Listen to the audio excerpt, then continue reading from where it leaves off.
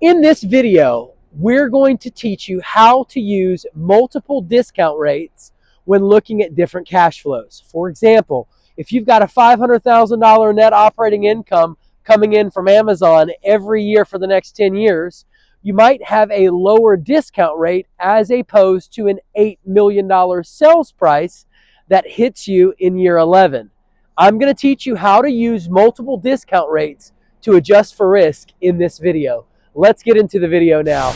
Let's talk about using multiple discount rates, when to use and adjust, when to use multiple discount rates and adjust for risk in comparing cash flows. All right, let's rock and roll. So you have an existing lease. You've got a 10-year net lease.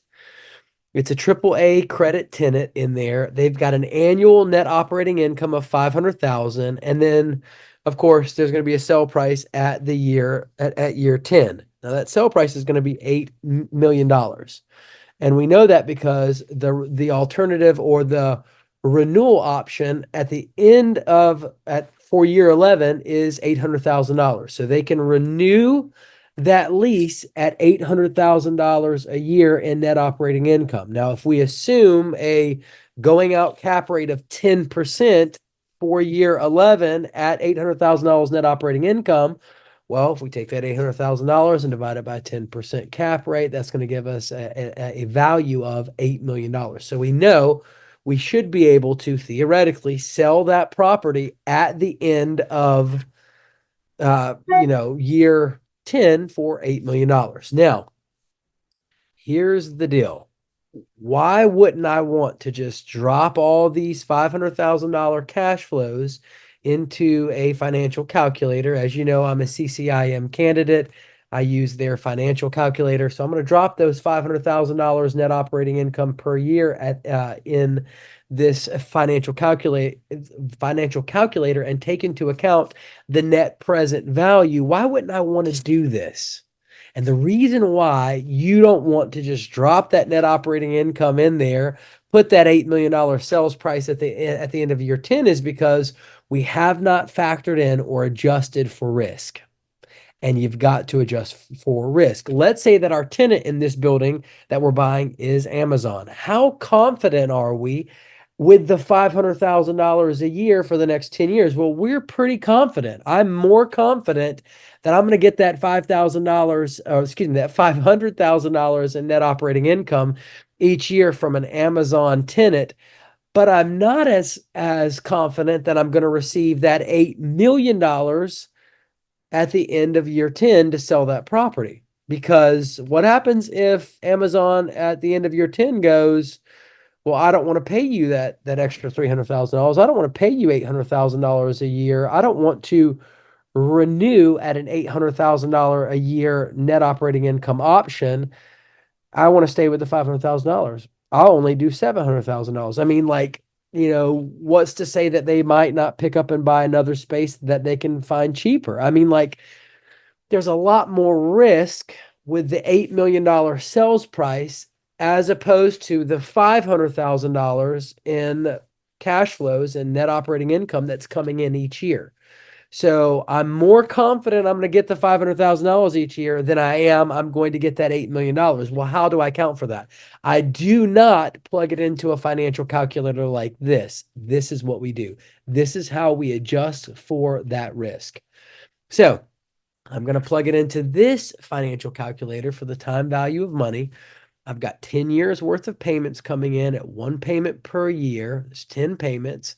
I'm going to give this cash flow, these $500,000 per year, an 8% hurdle rate. I'm going to give it an 8% discount rate because basically I'm pretty confident that I'm going to get that money. So I don't need as much reward on these cash flows. So I'm only going to plug in an 8% cash flow. Basically, that's a $500,000 payment each year.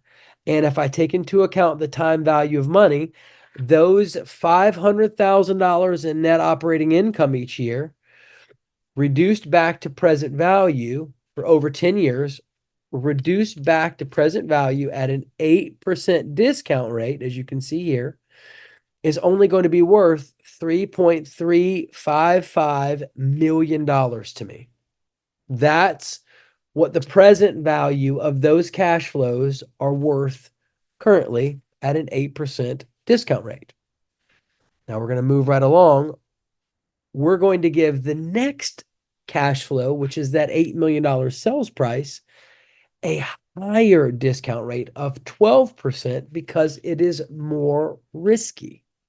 Essentially, I'm going to need to get a higher return for the greater level of risk. And so I've got 10, basically over 10 years, I'm getting one payment.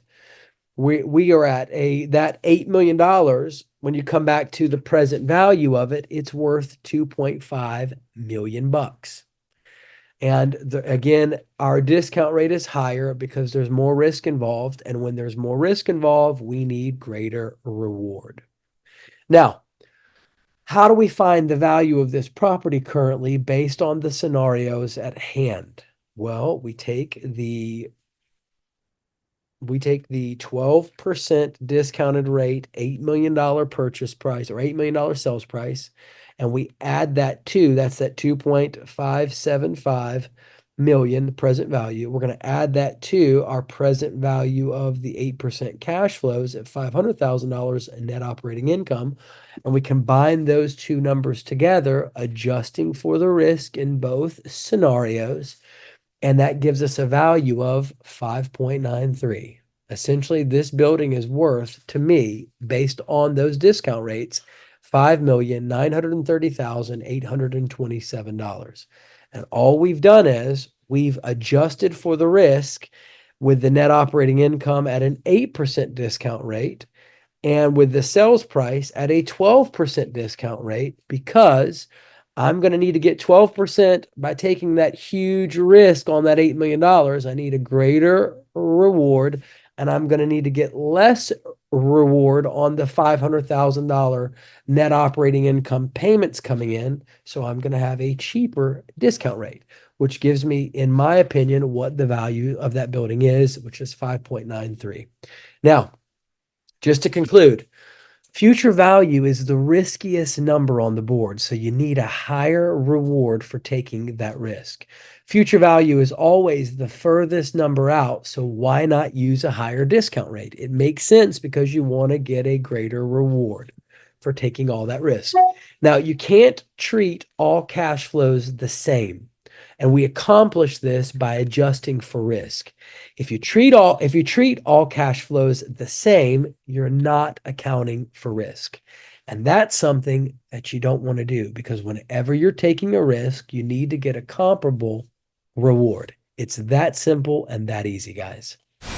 Now, guys, I get calls and emails from investors all the time looking to invest in the Myrtle Beach market. If you're a commercial investor and you're interested in investing, give me a call, send me a text message, shoot me an email. I don't care if you're 6 months out, 3 years out, 30 days out. If you need someone that can run numbers for you and prepare projections for you, let you know what the return on investment is, take into account the time value of money, and run a series of metrics to make sure you're making a savvy investment decision, well, guys, you're looking at them. I'm right here, CCIM candidate in our market, in the Myrtle Beach market. Give me a call, 843-360-1737.